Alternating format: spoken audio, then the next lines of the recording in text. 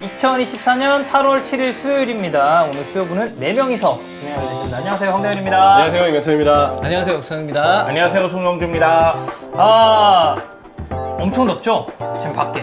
저 오늘 밖을 뭐 거의 안 나가가지고 잘 모르겠는데. 나 걸어왔어, 오늘도. 아니 근데 이 날씨에 걸어오는 거 가능해요? 걸어왔어. 아니 따릉이라도 타세요, 형님. 아니, 다른 일 타나 어차피 더운 건 똑같잖아. 근데 사실 더운 그 시간이 짧잖아요. 걸어오는 것보다는. 그냥 힘들잖아, 대신에. 자전거 페달을 밟아야 되니까. 걸어가는 것보다 더 힘을 많이 쏟을 거 아니에요. 어차피 땀나는 거 똑같아요, 그러면. 이게 뜨거울 때 자전거 타면 바람 때문에 시원한 것도 아니고 뜨거운 바람만 불어가지고 그러니까 더 지금 요즘 날씨는 어. 일단 기온이 높은 데다가 상대 습도도 되게 높기 때문에 그냥 약간 사우나 속을 걸어가는 그런 느낌이거든요. 맞아요. 걸어갈 때. 근데 그 안에서 자전거를 탄다고요? 더군다나 어쨌든 따릉이도 놓는 데가 또 정해져 있잖아. 맞아요, 맞아요. 또 걸어야 돼, 어차피. 근데 이제 이거. 그 마곡나루 역 거기 2번 출구인가 거기에 있잖아요. 네. 그 노는 데가. 발산역도 있고 마곡나루역도 있어요. 음. 그래서 하면 되는데 한 30분 걸으셨죠, 오늘, 그러면?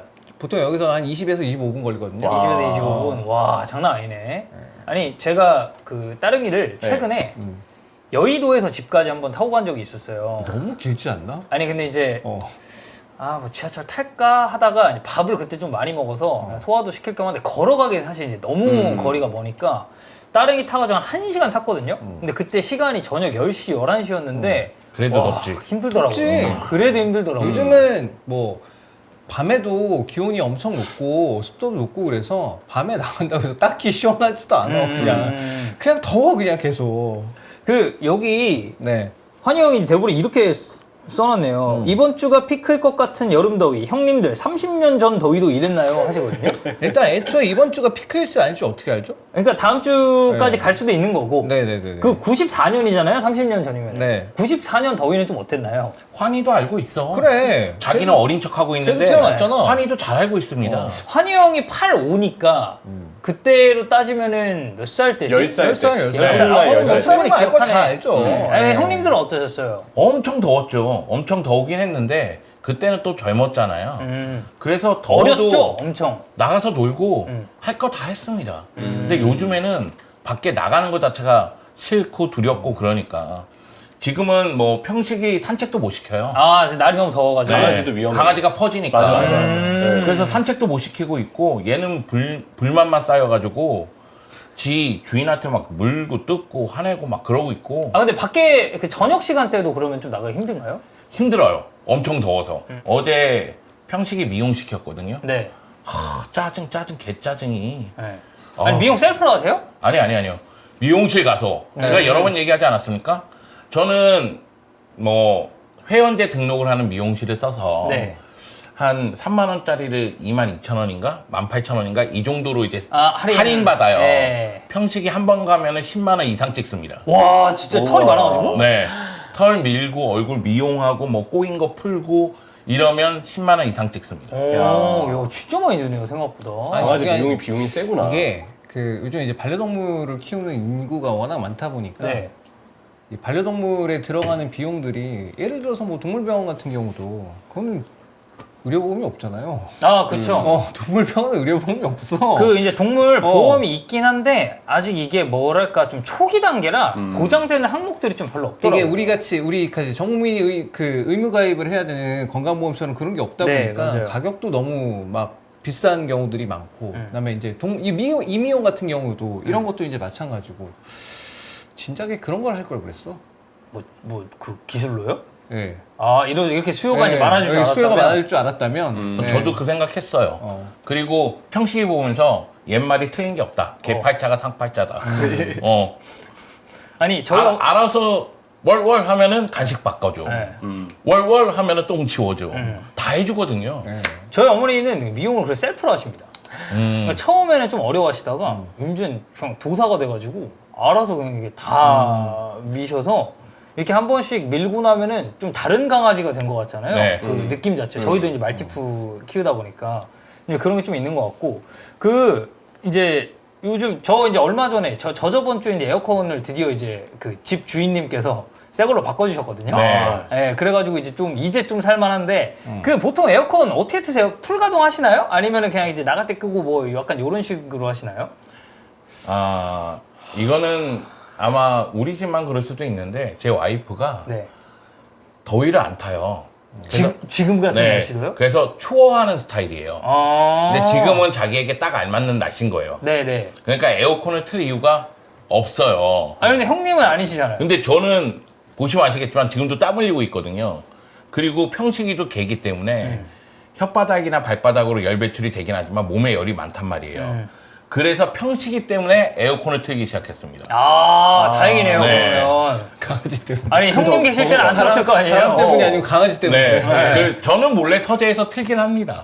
네, 몰래 틀긴 하는데 쭉 키는 게 절약하는 거구나. 나는 그냥 저는 네. 나갈 때 끄고 다시 들어갈 때 켜고 약간 요즘에는 이런. 듀얼 인버터 방식이어서 대부분은 인버터 방식이어서 켜놓으면 어차피 설정한 온도가 있을 거 아니에요. 네. 그 온도로 내려가면 더 이상 그걸 쓰지 않아요. 자동으로 안 쓰니까. 그래서 가동으로 바뀌는데 네.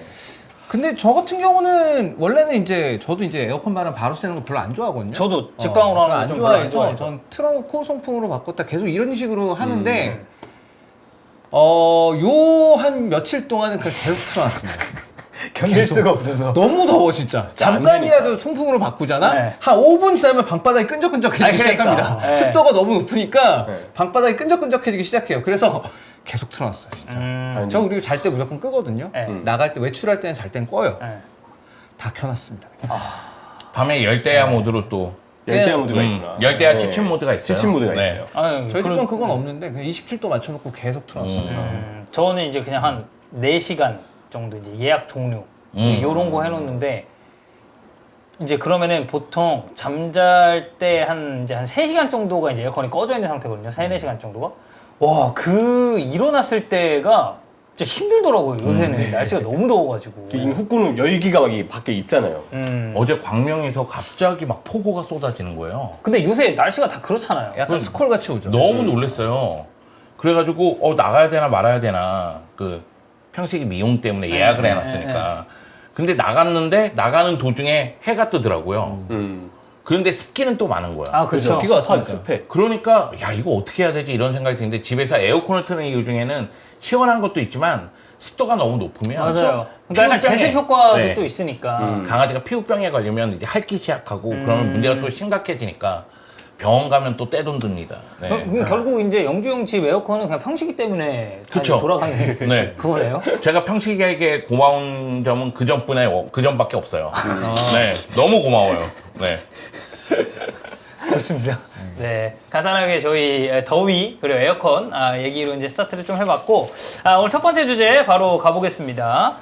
자, 핫피플 저희 뭐 이적설 내지는 그리고 이제 뭐 선수 감독 사이에 있었던 크고 작은 소식을 좀 다뤄볼 텐데 첫 번째가 이겁니다. 주드 벨링엄. 휴가 중에 안첼로티 감독의 전화는 받지 않다가 비니시우스 전화는 바로 받아서 안첼로티 감독이 굉장히 황당해했다라는 기사가 이게 나오고 비니시우스가 나쁜 놈이야. 왜냐면은 안첼로티가 전화를 했는데 네. 주드 벨링엄이 안 받은 거야. 근데 비니시우스가 옆에 있었거든. 네. 그래가지고 전화 안 받아요? 그걸 제가 전화를 해볼게요. 근데 전화했는데 받은 거야. 네. 제일 나빴네. 그리고 나서 안첼로티를 바꿔줬어. 그러니까 안첼로티가 되게 좀 웃으면서 이렇게 좀 얘기를 했잖아요. 예, 그래서 이제 이거 관련해서 좀 어떠세요? 평소에 좀 전화는 다 잘 받는 편인가요? 아니면 약간 좀 가려서?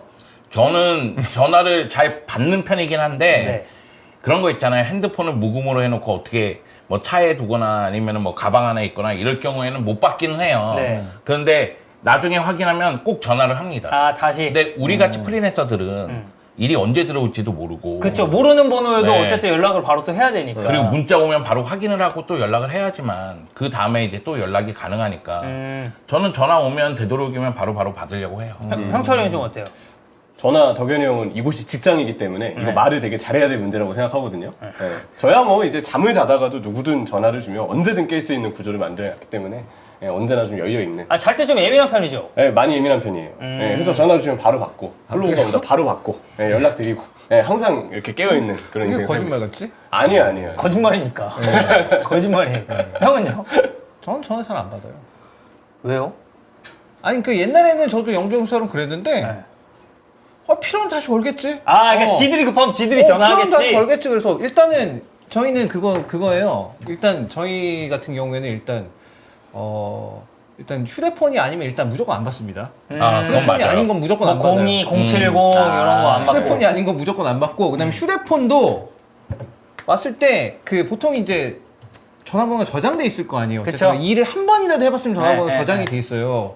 근데 그 저장이 안 돼 있다는 얘기는 일단 일을 해본 적이 없는 사람이야. 그러면 이게 섭외 전화일 수도 있고 아니면은 진짜 뭐 아무 상관없는 전화일 수도 있고 잘못 걸리면 전화일 수도 그쵸. 있어요. 네. 그렇기 때문에 안 받습니다 일단. 안 받고 그 필요하면 뭐 연락하겠지. 그 보통 그 일 때문에 한 거는 보통 그러면 문자를 남겨놓더라고요. 네. 그래서 별로 귀찮지 불편하지 않아요 안 받아도. 저는 그 랩 추종현 들어오기 전과 후가 좀 명확하게 갈리는데 네. 제가 이제 랩 추종현 들어오기 전에 이제 몸담았었던 데가 이제 기자 때거든요. 그러면 퇴근이 이제 6시입니다. 저 6시 1분에 전화 와도 안 받았어요. 뭐 상사든 아니면 뭐 대표가 전화를 퇴근하고 나서는? 저 절대 안 받았어요 저는. 약간 그 프랑스식 마인드. 아니 일 끝났는데 왜? 제일 현명한 거였네.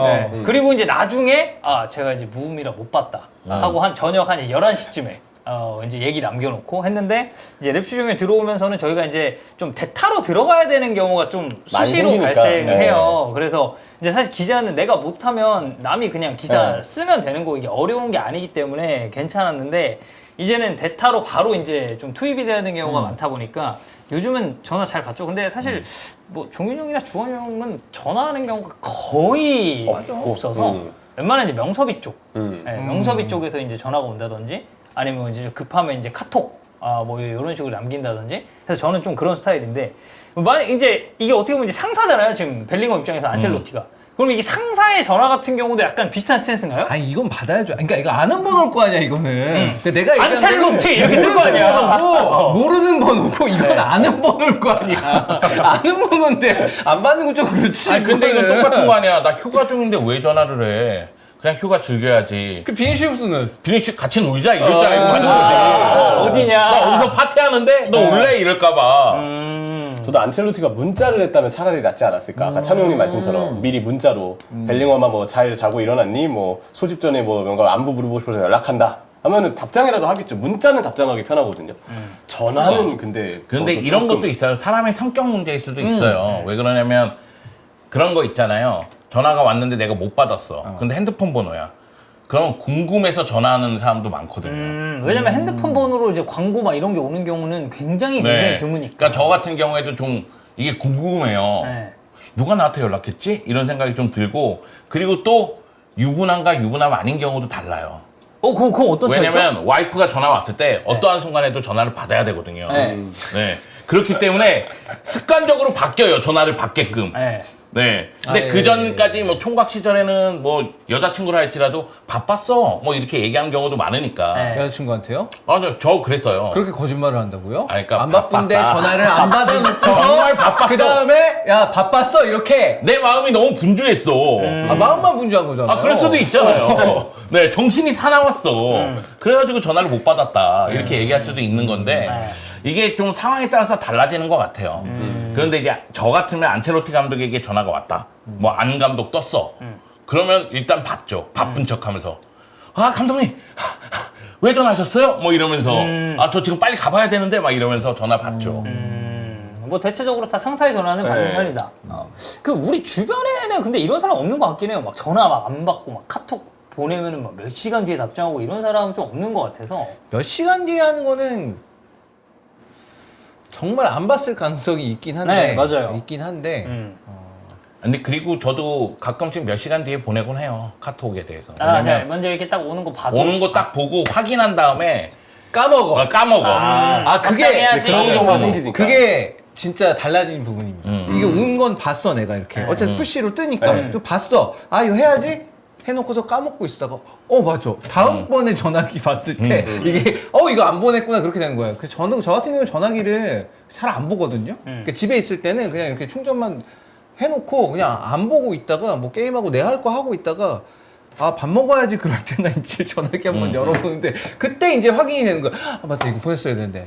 그게 어렸을 때는 안 그랬는데 네. 나이 드니까 가물가물해요. 저는 성격상 그 빨간 알림 떠 있는 걸 못 보는 성격이거든요. 아, 저도 그렇게 저도 그렇게 해요. 저 그래요. 진짜 못 봐요. 일 떠 있는 거. 네. 어. 다 카톡도 누르는구나. 그렇고 저는 문자도 그렇고. 전 진짜 뭐 그게 광고여도 저는 무조건 읽어놔야 되는 그런 타입이라 안 읽을 것 같은 톡방은 그냥 온 거 보고 나가거든요.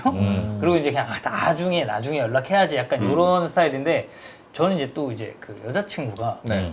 그걸 이제 진짜 잘 안 보는 편이에요. 그래서 막 그 빨강색 287 옛날에 온 광고 문자들 막 다 안 읽고 남겨놓고 그거 막 엄청 짜증나는. 아, 근데 뭐 개인이니까 어. 내가 막 뭐라 할 수도 그치. 없고. 근데 하지만 옆에서 보는 내 입장에서 아, 저것 좀 어떻게 왜 안 읽어? 왜 안 읽어? 그런 게 빨리 먹어, 있거든. 빨리. 우리 사촌 형은 문자를 그냥 이렇게 쓱 보고만 하는 스타일이어가지고 옛날에 그 이제 아이폰 그 메시지하면 이렇게 뜨잖아요. 그게 막 1000몇 개가 막 그렇게 돼 있는데 내가 옆에서 막 강박증이 막 그 조질 것 같더라고 맞아. 보니까. 그거 있어. 근데 그렇다 할지라도 뭐라고 얘기하면 안 돼요. 아, 그쵸. 뭐 개인의 그거니까. 개인의 사이니까. 그거니까. 네. 물론 미래의 와이프가 너에게 너무 그렇게 조급하게 읽고 지우고 그러지 마. 이렇게 얘기하면 바꿀 필요성은 있죠. 그런데 네가 미래의 와이프한테 그렇게 지적질하면 그러면 네. 삶이 그건 어려워집니다. 이제 관계의 차이인가요? 네, 관계의 차이죠. 네. 네, 수직 관계죠. 아, 수직 관계. 네. 아, 저희는 굉장히 수평적인 아, 관계를- 수평적으로 시작했다가 네. 점점점 벌어집니다. 아, 그래요? 네. 아, 좋은 조언 감사드립니다. 네. 수평적인 네. 네, 관계를 일단 수평적인 유지하고 관계를 있고. 유지해야죠. 네. 네. 그래서 뭐 이거는 뭐 그냥 뭐 안첼로티 굉장히 웃으면서 그냥 에피소드처럼 네. 이야기를 한 에피소드죠. 거기 때문에 진짜 왜 안 받았을까? 그러니까 왜 안 받았을까? 빨리 복귀하라는 그런 전화라고 예. 아마 생각했나? 덕현이 형 마음처럼 진짜 휴가인데 일에 연관되고 싶지 않다. 왜냐면 그 시즌 들어가면은 그 뒤부터 얼마나 그 긴장 속에서 살겠어요. 지금 나도 벗어나 그랬던 있는 것 같아. 휴가 때는 네. 웬만하면 전화 받지 말아야지 이런 생각 가졌던 것 같아. 왜냐면 나 휴가 즐기려고 하는데 뭐 전화가 와가지고 언제 어떻게 섭외가 가능한가요? 그러면 또 머리가 복잡해지거든. 아, 그쵸. 그러면은 그럼 휴가 기간 좀 짧게 갖고 그냥 가서 일할까? 이렇게 또 생각이 바뀔 수도 있으니까. 그래서 저는 사실 랩추종인 임직원분께 좀 죄송한 얘기지만 그 저희 회사가 이제 그 플로우라는 그 이제 어플리케이션을 써요. 회사 네. 업무에. 자체 연락으로. 네, 네. 예. 저는 사실 휴가 가면 플로우를 잠깐 지웁니다. 아, 지금 고백하는 거예요, 갑자기? 아니 뭐 이제 연락 이런 거 하니까 진짜 급하면 카톡으로 이제 연락을 좀 달라라고 이제 얘기를 하고 네. 왜냐면 그게 업무창이 계속 이렇게 맞아, 수시로 맞아. 막 그게 뜨니까 너랑 상관없는 업무도 그렇죠, 계속 그렇죠, 뜨니까. 그렇죠. 네, 어. 그래서 그냥 잠깐 지원했다가 이제 정말 급하면 이제 명섭이나 아니, 근데 푸시만 그냥 꺼놓으면 되지 않아요? 어떤 거요? 푸시만 꺼놓으면 되잖아. 아 근데 그 꺼놔도 저는 왜 그 빨강색 그게 뜨던데 몇 개 와 있다고? 그거 다 지울 수 있는 거 있는데? 아 그래요? 네, 설정에 다 지울 수 있어요. 그것도 아, 아예 그래요? 안 뜨게. 오. 그러면은 네. 이거는 그런 굉장히 게 신기능이네요. 있구나. 네, 신기능은 아니고 맨 처음부터 있었는데 그거? 아예 그것도 안 뜨게 하는 몰랐던 거. 기능. 네, 제가 잘 쓸 줄 몰랐나 보네요. 네. 좋습니다. 뭐 벨링엄 휴가 중에 안첼로티 감독의 전화한 이 에피소드 간단하게 저희가 다뤄봤고 자 그다음 바르셀로나 소식입니다. 다니 올모. 오. 네.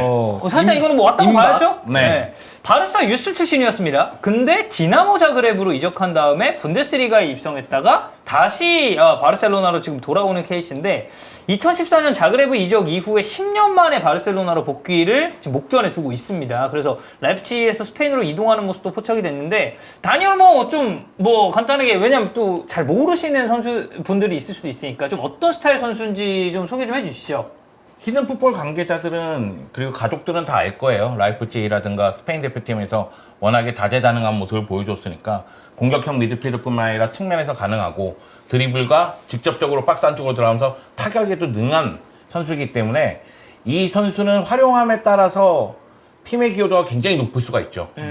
그래서 다니 올모 영입사로 왔을 때 저는 개인적으로 좀 의문점을 갖긴 했지만 왜냐면은 긴도안, 페르민, 페드리, 가비가 있는데 미드필더진이 어쨌든 있는데 물론 이제 한지 플릭 감독이 4-2-3-1 포메이션을 가동한다고 봤을 때 최전방 레반도프스키 밑에 누구를 두느냐에 관심이 있었고 그 가운데 다니 올모 이야기가 떠올랐을 때 굳이 다니 올모에게 오히려 니코에게 올인해야 되는 거 아니야? 차라리 이런 생각이 측면 있었는데 쪽에 돈을 쓸 거라면. 네. 근데 이제 니코 같은 경우에는 바이아웃 금액이 이미 정해져 있었고 5,800만. 그리고 다니 올모 같은 경우에는 6천만 유로 위아래로 아마 요동칠 것이다 뭐 이런 얘기가 있었는데 한 5,500만 정도 얘기가 나오는 것 같아요. 네. 그러니까 옵션까지 치면 또 이야기가 달라질 수 있으니까. 네. 비슷한데? 네. 여하튼 이제 니코가 영입이 무산이 됐기 때문에 다니 올모하고 같이 하다가 바로 다니 올모 쪽으로 돈 것 같고요. 제가 그때도 얘기했지만 니코 영입에 실패하면 라포르타 회장이나 데코 단장은 나름대로 비판을 받을 수가 있는 상황이니까. 이적 시장에 대한 네. 그런 게. 그러니까 니코 영입이 무산되면서 바로 그냥 다니 올모로 빠르게 전개를 하면서 다니 올모 영입을 하게 된 거죠. 그러니까 어쨌든 그 범용성에 있어서는 니코보다는 올모 쪽이 측면, 중앙, 뭐 이제 아래 지역까지 내려가서도 이제 활용이 좀 가능하다 보니까 그 부분에서는 좀 메리트가 있는 것 같고. 근데 한번 생각해 보세요. 저희가 여름 내내 얘기했지만 바르셀로나는 왼쪽 윙어하고 그리고 피보테가 중요하다. 그렇죠. 이 두 포지션은 반드시 영입해야 된다는 이야기를 많이 했거든요.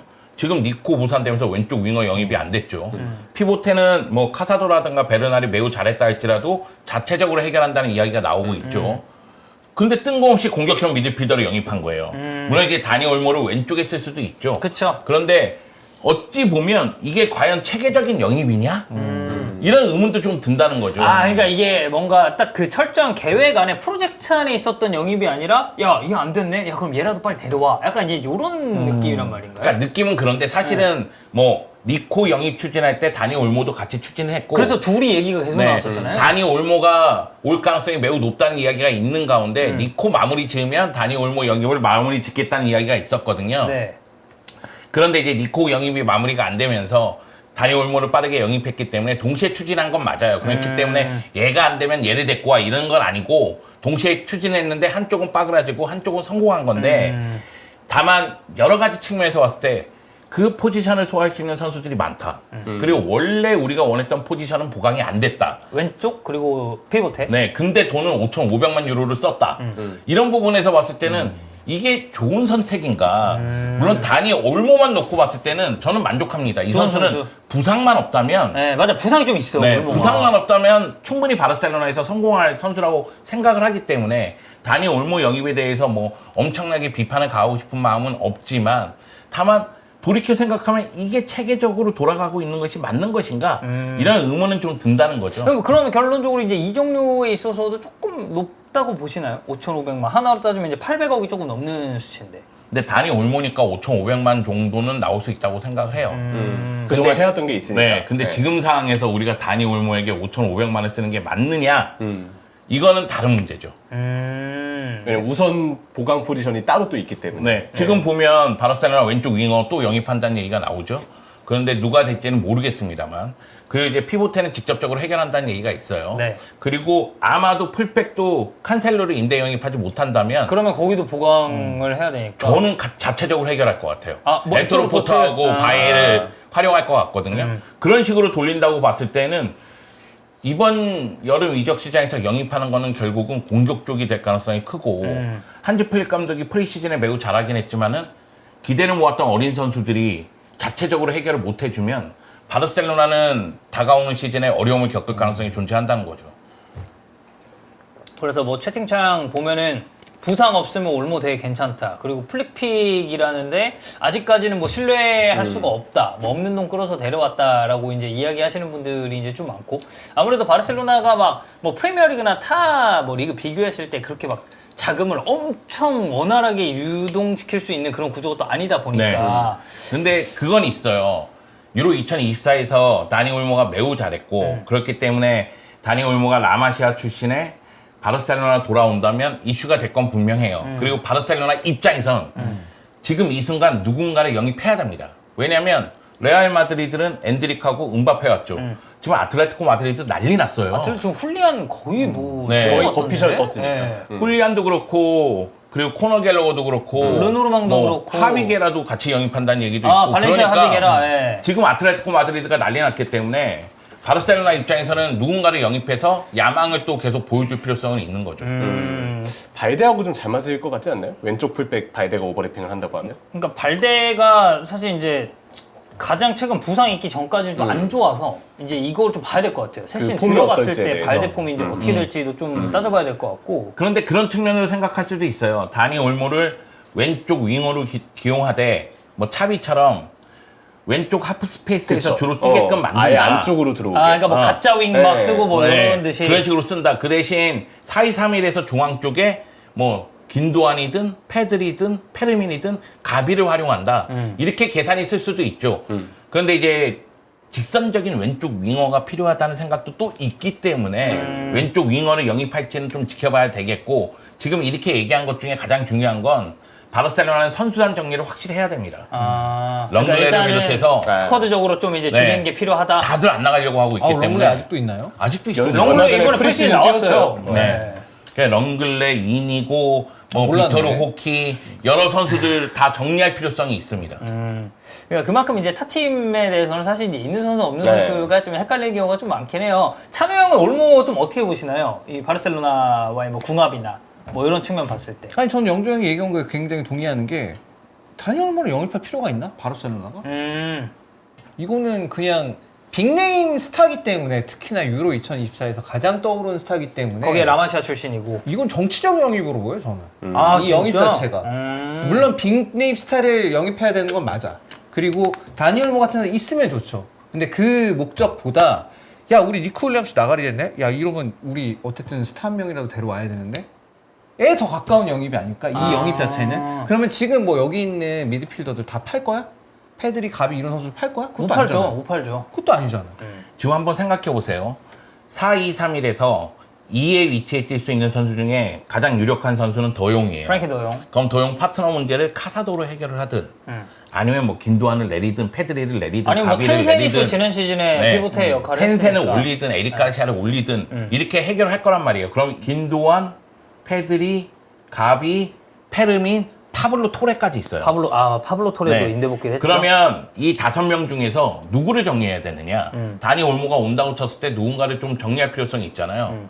그런데 가비하고 페드리를 정리할 거야? 그건 안 되고. 근데 페르민하고 파블로 토레를 정리할 거야? 파블로 토레는 임대 보낼 수는 있겠죠. 네. 근데 이 어린 선수들을 정리한다고? 그러면 결국은 긴도안인데, 긴도안은 지난 시즌 무지막지하게 잘해줬거든요. 사실 사실- 긴도안을 정리할 거야? 이게 지금 애매한 거예요.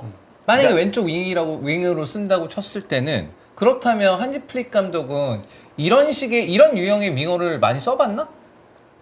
올모 같은. 올모를 이제 왼쪽 윙으로 놓는다는 건 올모를 와이드한 윙어로 쓸 건 아니잖아요. 그러면 이 선수의 성향이 그쵸. 특징이 있는데, 그럼 이제 그런 유형의 윙어를 많이 써봤나? 그리고 그런 걸 잘 썼나?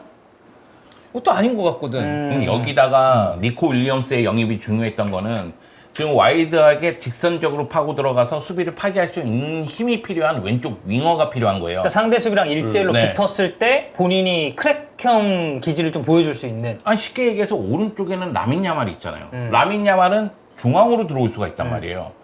그런데 왼쪽은 조금 더 와이드하게 벌렸다 들어왔다 이거를 잘해줘야 된단 말이죠. 그러니까 니코 얘기를 한다는 거예요. 근데 올모가 왼쪽에서 뛴다? 올모 중앙으로 들어옵니다. 그러면 이제 풀백들의 공격력을 올릴 거 아니에요.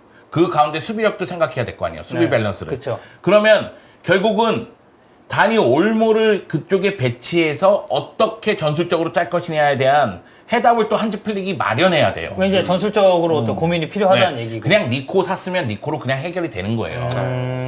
근데 니코 플러스 다니 올모면 그래 뭐 돈 많은가 보지 뭐 이렇게 생각해서 그냥 뭐 니코 영입됐고 올모 영입했으니까 둘 다 어차피 뭐 필요한 포지션은 영입이 됐고. 네, 얘도 둘 다 잘하겠지. 바르셀로나에서 뛴다면 성공할 가능성이 높으니까 아 그래 그럴 수 있어 이렇게 생각이 드는데 저희 채팅창이 굉장히 좌피냐로 가야겠네요. 지난 시즌은 괜찮긴 했는데. 그래서 제가 얘기하는 건 지금 정리할 선수 중에서 하피냐라든가 저는 페란이라든가 이런 선수들 정리해야 된다고 생각해요. 우리가 지금 간과하고 있는 선수 한 명이 있죠. 파우 빅토르. 파워 빅토르. 네, 파우 빅토르 최전방 맨시티전 골 넣었습니다. 잘했던데. 레알전 네, 레알전 오른쪽 프리시즌 2골 넣었어요. 괜찮더라. AC 밀란전 좋았습니다. 파워 빅토르가 있기 때문에 결국은 측면 쪽에서 득점 지원을 할 수 있는 선수가 있다는 얘기예요. 그럼 이 선수를 뭐 바로 선발로 쓰지는 못하겠지만 최전방 백업, 측면 백업 다 가능하단 말이죠. 그러면 하피냐, 자, 가라. 페란, 나가. 네, 안수파티. 형님 유니폼도 있잖아요. 근데 이제 아스파티. 어디로 가죠? 안수파티 부상이잖아 또. 아 걔는 좀만 훈련 중에 뭔가 보인다 싶으면 부상이야. 아 답답해요. 사실 이제 임대도 실패로 끝났고 그쵸, 브라이튼에서도 안 됐고. 의 경우에는 예. 그래서 올모 이적은 한 요 정도로 보면 될 것 같고 일단 뭐 정확한 거는 이제 진짜 시즌 개막이 얼마 안 남았어요. 한 2주 남았나요? 네. 지금 2주도 안 남은 것 같은데 시즌 개막되고 나서 이제 이 선수단을 좀 어떤 식으로 굴릴지에 대해서를 봐야 될 것 같아요. 어차피 프리시즌은 프리시즌이고 그리고 프리시즌 같은 경우는 이제 너무 어린 선수들 위주로 빡 나오는 경기들이 있고 특히 맨시티전 같은 경우는 저는 그냥 진짜 바르셀로나 유망주 대잔치였다라고 좀 생각하거든요. 팀 나왔다 와도 무방하니까. 네, 그래서 이제 딱 진짜 시즌 시작했을 때 올모나 이런 선수들에 대한 교통 정리가 좀 어떤 식으로 될지 지켜보면 될 것 같습니다. 자, 영주 형의 바르셀로나 얘기를 했고 이제는 이제 찬우 형의 둠프리스, 둠프리스 얘기 한번 해보도록 하겠습니다. 지금 둠프리스 맨체스터 유나이티드 얘기가 좀 있는데요. 데이비드 온스테인 쪽에 따르면 둠프리스가 인터밀란과 재계약 논의 의사가 없고 맨체스터 유나이티드 이적을 원한다고 합니다. 근데 지금 이제 완비사카가 웨스트햄 이적을 거부하고 맨유, 인테르에 뭔가 이제 스왑 딜이 이뤄질 경우에만 이적이 가능하고 지금 맨유는 웨스트햄과의 거래 플러스 마즈라위 영입을 조금 더 선호하는 상황이라고 해요. 근데 이게 이탈리아 쪽에서 지금 얘기가 없는 거죠? 이탈리아 쪽은 반대로 얘기하고 있어요. 이건 온스테인 얘기고 이탈리아 쪽 특히 인테리 쪽은 비아신이 제일 잘하는데 비아신 얘기는 재계약 끝났다 사실상. 아, 둠프리스 그냥 재계약 남는다? 끝났다. 곧 한다. 발표만 남았다. 그러면 이거는 라고 뭐 얘기를 하고 있어요. 이탈리아 쪽은. 양쪽 입장이 그냥 완전 완전 다른 거죠. 다른 거네요. 그러니까 여기는 온스테인은 재계약을 안 하고 이적을 원한다 되잖아. 네, 비아신 얘기는 재계약 거의 다 끝났고 좀 있으면 발표할 거야. 이렇게 돼 있어요 지금. 근데 이 지금 온스테인 이야기도 재미난 게 결국은 메뉴는 그 완비사카 웨스트햄 이적 그 마즈라이 영입을 원하는 거예요. 그러니까 둠하고 아무 관련이 없어요. 사실은. 그러니까 둠이 지금 원한다는 거예요. 아, 그 그렇죠. 얘기가. 지금 네. 둠이 나 메뉴 가고 싶어 이렇게 얘기했다는 거예요. 아니, 그러니까 그렇죠. 결국에는 완비사카 웨스트햄 이적 건이 안 되면, 그러니까 이게 예를 들어서 빠그라 치면은 뭐 그러면 둠프리스가 원하니까 이렇게 될 수도 정도지. 이게 막 네. 구단이 자체적으로 막 이거 해가지고 우리 둠프리스 원해가 아니라는 거잖아요. 지금 이야기 보도를 보면 아주 간단합니다. 3자잖아요. 네. 둠과 인테르와 메뉴잖아요. 네. 근데 여기서 메뉴는 빠져요. 왜? 메뉴는 둠한테 관심이 없어. 뭔 소리 하고 있는 거야? 나는 너한테 관심이 없어. 근데 둠이 갑자기 메뉴 보면서 나 가고 싶어. 나 맨유 가고 싶어. 메뉴 가고 역제안, 싶어. 역제안해. 네. 그러고 있다는 얘기인데 지금 뭐 이탈리아 언론 쪽에서는 거의 재계약이 됐다는 이야기가 나오고 있으니까 이거는 제가 봤을 때는 신빙성이 많이 떨어지지 않나. 근데 뭐 둠프리스하고 맨유 링크가 아예 없었던 건 아니고 지난 시즌부터 있긴 있었어요. 있긴 있었는데 뭐 본인이 가겠다면 보내드리겠습니다. 되게 선심. 아니 거기 가서 화이팅하고 네. 지금 거기 네덜란드 사람 만나는데 화이팅하고 거기서 뭐 잘하면 되죠 거기 가서. 아니, 그러면 이제 뭐 맨유 갔을 때 둠프리스는 좀 어떻게 보세요? 만약 이적이 됐다. 맨유 갔을 때요? 네. 이게 오른쪽에 누가 서느냐가 중요하지. 아, 위쪽에 안토니면요? 야 최고인데? 안토니 둠프리스. 야 대환장의 조합? 그러니까. 최고의 조합이죠. 아니 그럼 둠프리스는 좀 어떻게 활용해야 돼요? 그러니까 맨체스터 유나이티드 이제 간다고 했을 때 형이 좀 조언을 해주자면 둠프리스 이렇게 써야 된다 쓰려면. 아니 그거는 감독이 아무리 얘기를 해봐야 그건 별로 중요하지 않아요. 둠프리스 어차피 자기의 본능대로 활약하는 선수입니다. 어차피 자기 스타일대로 뛴다. 본능형 윙백이야. 본능형 풀백이고. 아 그래서 네. 감독의 지시가 있다고 하더라도 전술적인 디테일이 있다고 하더라도 정작 중요한 순간에는 본인의 판단대로 갈 것이다. 그거를 이제 하려고 할 수도 있겠죠. 하지만 이제 뭐 어떤 계기가 있어. 예를 들어서 지난 시즌 같은 경우에 이제 둠프리스는 초반에 엄청 잘했습니다. 그래서 별명이 두미콘이었어. 아, 두미콘? 마이콘의 제림이다. 아, 예. 그 부상을 당했어요. 네. 부상을 한 2주 쉬었나? 3주 쉬었나? 돌아오니까 다시 다시 둠프리스로. 리셋. 아 근데 선수들도 그런 선수들이 있어. 부상 당해도 돌아왔을 때 바로 제품 보여주는 선수들이 있고. 그 이건 유럽 봤잖아. 아 예. 이게 코너킥이 되는 건데 그걸 막고 있어. 왜 저러지? 나 그거 보면서 저 왜 저러지? 그리고 나서 자기는 이제 골킥인 줄 알았던 거야. 그게 그 상황이. 아니 헷갈릴 수 있죠. 헷갈릴 수 있는데 네. 나는 그걸 보면서 야 저렇게 dum프리스 나올 수가 있나? 그때 그래 찬우 저거를? 형이 채팅 쳤잖아. 이번 유로는 인테르가 지배한다 이렇게.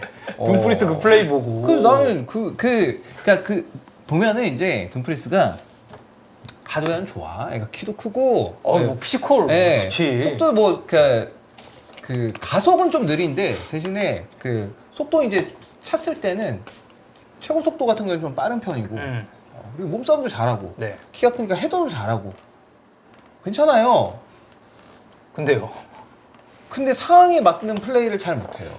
그런 유형의 선수를 쓰려면 다른 포지션에서 되게 많은 역할을 해줘야 된다 생각하거든요. 그래야지 둠프리스가 그냥 딱 그냥 자기 필대로 자기 신체 능력만 활용하는 그런 플레이를 할 수 있게끔만 해주면 그 정도의 팀 컨디션이면 이 선수의 단점보다는 장점만 요긴하게 찝어낼 수 있겠죠. 근데 맨유의 지금 후방 상황이 제가 볼 때 아직은 아직 이적 시장이 다 끝난 건 아니지만 둠프리스가 나와서 단점을 팀이 다 가려줄 수 있는 환경은 아니라고 생각해요. 아. 일단 그 오른쪽 풀백 자리가 잘 되려면 뭐 아무리 센터백도 뭐 그렇다지만 수비형 미드필더도 되게 중요하다고 삼선도 보는데 중요하지. 요즘 맨유 프리시즌 보면 카세미루가 진짜 많이 걱정되거든요.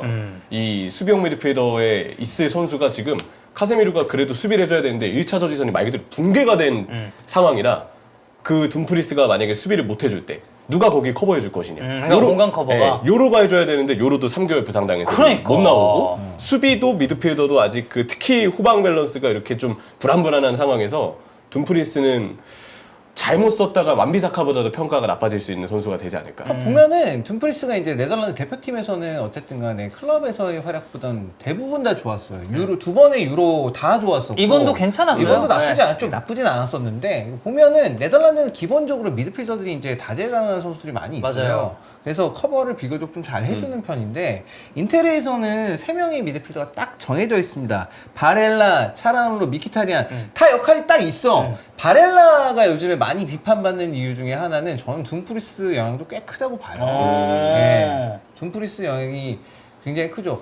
솔직히 저 누구야? 걔 하킴이랑 같이 있을 때는 하킴이랑 같이 있을 때는 바렐라 엄청 잘한다 그랬었어. 하킴이랑 같이 있을 때는. 군더더기 없는 느낌이에요. 네. 근데 걔 둠프리스 오니까 갑자기 얘가 자기도 혼란스러운 거 내가 뭘 해야 이것도 저것도 해야 돼? 그 보면은 혼란스러운 거지. 자기. 바렐라 하는 게 많아요. 그래서 예전보다 여전히 어떤 그 정말 재치 있고 정말 창의적인 플레이들을 많이 시도를 하는데 그게 이제 들어가는 성공 확률 자체가 많이 떨어졌어. 그러니까 보니까 딴 데서 엄한 데서 힘 빼서 그래요. 그게. 그러니까 둠프리스 효과가. 그 엄한 데서 힘 빼가지고. 아니 그 찬우 형이 얘기한 것 중에 그 둠프리스가 이제 좀 속도 붙기 전까지는 좀 굼뜬 그런 게 이제 있다라고 근데 이게 사실 FC 온라인에서 굉장히 정확하게 구현이 돼 있거든요. 왜냐면 제 지금 풀백이 둠프리스여가지고 제 네덜란드 하는데 그 둠프리스 쓸 때. 아니 막상 붙으면 빨라. 어. 근데 이제 그리고 키가 큰데 이상하게 헤더를 못 해요. 좀 약간 세모머리라 해야 되나? 좀 이게- 실제로는 잘해. 네, 근데 잘하는 편이야. 이건 이제 실제랑 좀 다른 실제로는 점이고. 그죠. 아니 근데 침투해서 했다 잘. 만약에 이제 여기서 이제 딜레이 계속 나오고 있잖아요. 예를 들어 완비사카 웨스트햄 이전 파토가 났어. 그래가지고 맨유 인텔의 수업들이 이루어졌어요. 그럼 완비사카 둠프리스 바꾸는 거 형은 좀 어떻게 생각하세요? 인텔의 입장에서. 근데 완비사카도 뭐 딱히 뭐 그렇긴 한데. 윙백한테 공격력을 기대하지 근데 이제 않으면 그건 괜찮아요, 있어요. 완비사카. 그건 있어. 저는 이제 어쨌든 간에 프리미어리그의 풀백들은 다른 리그들보다 더 높은 평가를 받을 가치가 있다고 생각합니다. 왜요? 심지어 애슐리 애슐리 영. 형. 애슐리 형. 많이 인터밀란. 나갔잖아요. 네. 나쁘지 않았거든요. 음. 그 프리미어리그에서는 이미 어떻게 보면 이제 한참 꺾인 거죠. 한참 꺾인 그런 윙어 출신의 윙백이 와서도 윙백 역할을 나름 무난하게 소화를 했기 때문에 저는 그런 걸 생각하면 완비사커도 지금 공격력 꽝이다. 이거 여기서는 인텔에서는 좋게 느껴질 수도 있자. 기본적인 역할만 해주면 되는 거니까. 그리고 이제 수비 부분에 있어서는 저는 완비사카 수비력이 그렇게 막 뛰어난 것 같지 않고 태클은 잘해. 수비력이 엄청 뛰어나다는 잘 모르겠어요. 솔직히. 그냥 태클은 잘하는 것 같아. 태클 뭐 시그니처죠 거의. 근데 어차피 오른쪽에 그 인텔은 백스를 쓰기 때문에 윙백이 수비적인 부분에 있어서는 어느 정도의 순발력만 있고 상대가 윙어를 쓰면 그 윙어만 잘 막아주면 되거든요. 네. 그럼 그것도 뭐 나쁘진 않을 것 같다. 완비사카가 오는 게 둠프리스보다 플러스가 될 것이냐에 대해서는 잘 모르겠어요. 네. 그러나 지금 둠프리스도 잘 써서 우승도 하는 이 팀에 완비사카가 온다고 해서 네. 뭐 딱히 뭐 갑자기 그렇게 뭐가 막 격변이 일어나지 갑자기 않는다. 무슨 저것 때문에 무슨 야 팀이 망했네 이건 아닐 것이다. 그런 느낌이에요. 지금 채팅창에 치미카스랑 바꾸실래요 하는데 치미카스는 바꾸면 안 돼요. 요즘 잘해 프리시즌 때. 로버슨이 초반에 좀 못 나올 수도 있거든요 부상 때문에. 근데 치미카스가 잘해서 리버풀은 아까 말씀하셨던 프리미어리그 풀백은 높은 평가를 받을 만하다.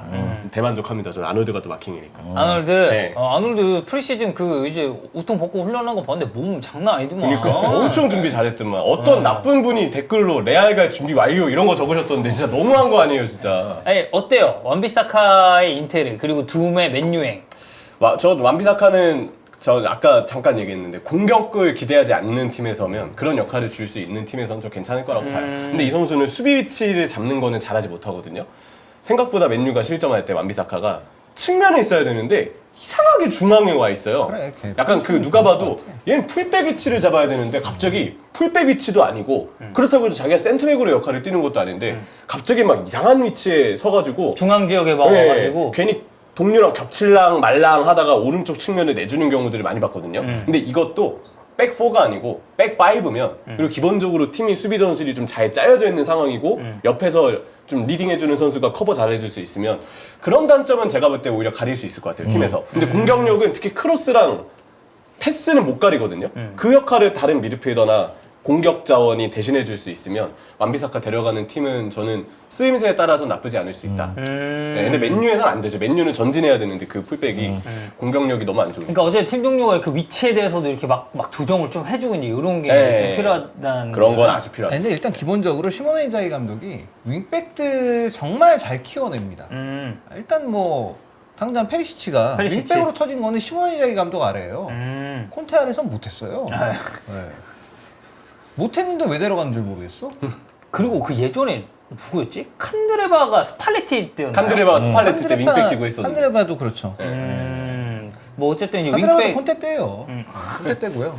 그 저기 뭐야? 그리고 지금 디마르코, 네. 디마르코가 지금처럼 이제 월드 클래스 윙백으로 성장하게 된 거는 시모네 인자기 감독 아래서입니다. 콘테는 안 썼어 심지어. 디마르코를. 이제 또 나폴리 감독이 됐잖아요. 네. 그냥 내가 그래서 약간 그건 있어요. 솔직히 그 콘테 감독 이제 나폴리 감독 돼가지고 지금 이제 아무것도 안 나가잖아. 나폴리 순위가 네. 이제 안 좋아가지고 아무것도 안 나가잖아요. 그래서 리그에서 잘할 거예요. 저도 그럴 것 같아요. 네. 네. 저도. 다만 그 다음 시즌 기대하겠습니다. 유럽 클럽 대항서 나가는 순간. 네. 그 왜냐면 첼시 때도 이제 굉장히 이제 좀 널널하고 괜찮은 그 일정 속에서 그 3백 열풍을 우승했지. 또 불러 일으키면서 이제 바로 우승을, 우승하고 그냥. 또 했기 때문에 이번 시즌 나폴리도 좀 보는 맛이 있지 않을까 생각을 합니다. 자, 이렇게 벨링엄, 다니올모 그리고 둠프리스 얘기까지 좀 해봤고요. 자, 다음 주제입니다. 프리미어리그 얘기를 좀 해보도록 할게요. 이게 아스날 관련한 주제를 저희가 좀 들고 왔는데 이 아스날의 체질 개선에 대해서 오늘 얘기를 해볼 겁니다. 그리고 여기 부제는 각자 에두가 한번 되어보자 라고 이제 환희 형이 써줬어요. 자, 에두의 최근 인터뷰를 한번 보겠습니다. 이 최근 언론에서 2019년 본인이 이제 아스날에 부임한 이후에 변화시키는 데 있어서 어떤 기여를 했는지 밝혔다고 합니다. 자, 첫 번째는 선수 내보내는 일, 그리고 아르테타는 반대로 이제 선수를 좀 끌어오는 일을 했다고 해요. 그러니까 이거를 쉽게 얘기하면 정리는 에두가, 그리고 영입은 아르테타가 이제 좀 이제 관여를 했다고 볼 수가 있겠는데, 제일 먼저 아스날에 부임했을 때 한 게 선수단 밸런스, 그리고 포지션, 선수단의 나이를 고려를 했다고 합니다. 나이를 파악해서 연봉을 확인하고 이 선수의 퍼포먼스를 확인을 하면서 정리할 자원들을 좀 골랐었던 것 같은데, 26 혹은 이제 27살 이상의 선수를 주목을 하고 연봉이 높은데 퍼포먼스가 약하면 내보내는데 주력을 했다라고 에두가 이제 언급을 했어요. 근데 이제 뭐 결론적으로는 이게 선수 내보내는 일이 마음 먹은 만큼 쉬운 게 아니잖아요. 쉬운 이게. 일이 아니죠. 항상 어려워요. 네. 그러니까 뭐 고연봉자인데 이 선수가 좀 못한다고 해가지고 뭐 다른 클럽에 뭐 이적을 시킨다든지 이거 자체가 선수가 그냥 거부해버리면 끝이기 때문에. 고연봉자인데 잘 못해. 그러면은 지가 안 나가려고 해요. 네. 네. 그리고 고연봉자인데 개인 기록은 좋지만은 팀에 미치는 영향력은 떨어져. 그럴 경우에는 팬들의 사랑을 받는 경우가 있어요. 그러다 보면 팬들의 반대가 굉장히 극심한 경우가 또 생기거든요. 그렇기 때문에 선수단 정리가 쉽지만은 않습니다. 지금 에두가 얘기한 부분 중에서 선수단 정리는 자기가 주로 책임지고 네. 영입은 아르테타 감독이 주로 담당을 했다고 얘기하는 부분, 이 부분이 굉장히 이상적인 거예요. 보통 단장이 오면 영입 그리고 방출 모두 자기가 하려고 하거든요. 그러다 보면 감독의 의견이 잘 안 반영되는 경우가 있어요. 그러니까 오히려 그냥 보드진 입맛대로만 그 선수단이 네. 꾸려지는 경우를 말하는 그러다 거죠. 보면 감독의 불만이 쌓이고 팀이 불화설이 나오고 그러다 보면 성적이 못 나오는 경우가 다반사거든요. 그런데 일단 아르테타 감독이 원하는 선수를 아르테타 감독이 설득하는 과정에서 또 데리고 왔고 그리고 에두는 정리를 했기 때문에 그렇기 때문에 세대 교체가 어느 정도 진행이 된 것이 아닌가. 그리고 저는 여기서 가장 놀라운 거는 26세 또는 27세 이상이라는 거예요. 어. 그러니까 결국 27세 이상에서 좀만 나이가 들면 이적료가 뚝 떨어진다는 생각을 갖고 있는 거 아니겠어요? 아, 그러니까 이게 어쨌든 전성기에 있는 네. 선수들이다 보니까. 하기가 더 내보내- 힘들어지지. 대신에 이제 이 에두도 정리했다고는 하지만 사실 거의 대부분은 FA였죠. FA로 나가는 나가는 자원들이 선수들이. 꽤 많았죠. 그게 어떻게 보면 그만큼 진짜 선수 정리는 참 쉽지 않은 일이다라는 것에 상징이 어려워요. 아닌가. 예. 아니 잘하고 그 다음에 연봉이 적으면 누가 안 데려가려고 그러지? 다 데려가려고 그러지. 그쵸. 잘하고 연봉이 적으면. 근데 못하고 연봉이 높으니까 다 데려가기 싫어하는 그러니까 거지. 약간 그런 게 좀 악성재고 같은 어, 느낌이야. 그치. 이게 잘하고 연봉이 낮으면 연봉 더 달라고 그럽니다. 그럼 이제 재계약하자예요. 네. 그건 사실 FM에서도 그러잖아요. 나는 지금보다는 연봉 좀 많이 받아야 될 것 같다. 이런 얘기하면서 재계약 요청하고 이런 경우가 게임에서도 있는데 현실에서는 이제 그게 더 이제 심화된 부분으로 좀 나올 거고. 그래 라우타로 이 새끼 왜요? 비싸. 아, 연봉이. 예. 네.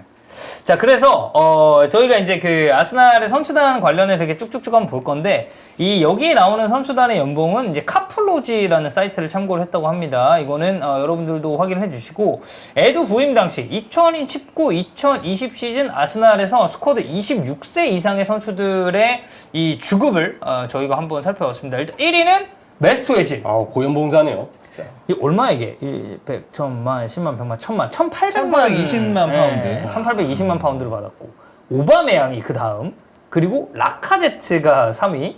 지금 여기 위에 있는 선수들 어우. 아니 여기 지금 그 선수단 지금 다 있잖아요. 네. 지금 저 화면에 띄워져 있는 네. 지금 한 명도 없죠. 그쵸. 아스날에. 자카마저도 레버쿠젠으로 갔으니까. 다 네. 정리했죠. 그리고 저기 그 세드릭 수아레스도 나갔고.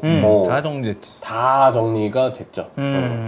그래서 뭐 여기 이렇게 이 선수들 이제 쭉쭉쭉 보니까 확실히 좀 그게 있네. 그러니까 외질 같은 경우도 사실 연봉은 제일 많이 받고 했지만 어쨌든 꺾이면서 이제 기량이 좀 많이 떨어진 그런 상황이었고 오바메양 마찬가지고 라카제트 똑같고 다비드 루이스 역시도 분명히 이제 처분했어야 되는 자원인데다가 나머지 선수를 놓고 봤을 때 아 이 선수들 더 뛸 수 있나? 아 이거 더 안고 가야 되나 싶은 선수들이 되게 많았네요 아스날이. 근데 보면서 느껴지는 건 역시 공격수들 많이 받는다. 음. 야 오바메양 라카제트면 이 둘이 뭐 후진 공격수다 이걸 떠나서 이 선수들이 그렇다고 해서 뭐 업계에서 뭐 무조건 얘네들은 월클이야 이거 아니잖아. 네. 와 진짜 많이 받는데. 고점을 보여줬었던 시기는 분명히 있었죠. 특히 뭐 오바메양 득점왕도 하고 이제 뭐 이랬으니까.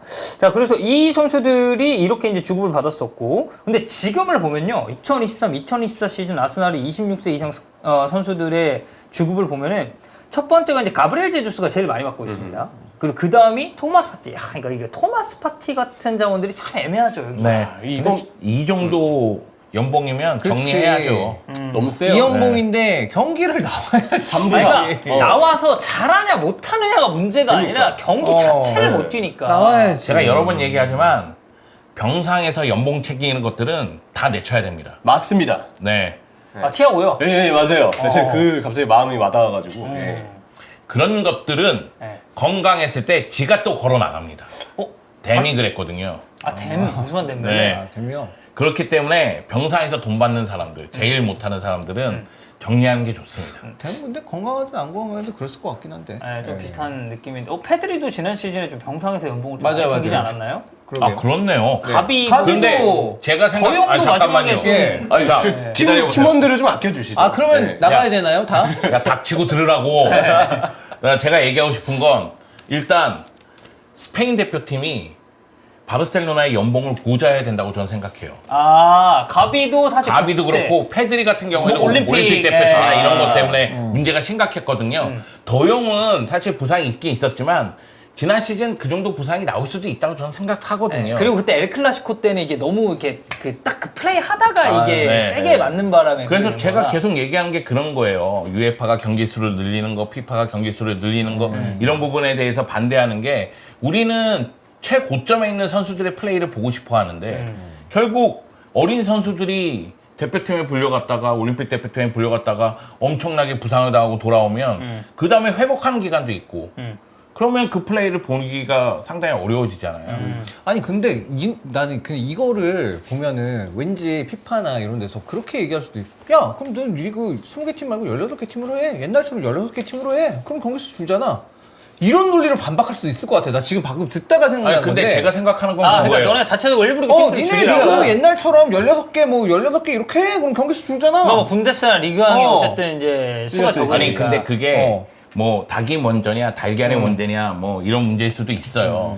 그런데 생각해 보세요. 우리가 계속 얘기하는 건 K리그 관련해서도 얘기하지만 대표팀의 근간은 자국 리그란 말이에요. 물론 유럽 같은 경우에는 워낙에 이제 여러 리그로 빅리그에. 이제 활약하기 때문에 그런 부분이 좀 부족할 수도 있지만 결국은 리그 체제가 갖춰져 있는 가운데 UEFA가 경기 수를 늘린 거잖아요.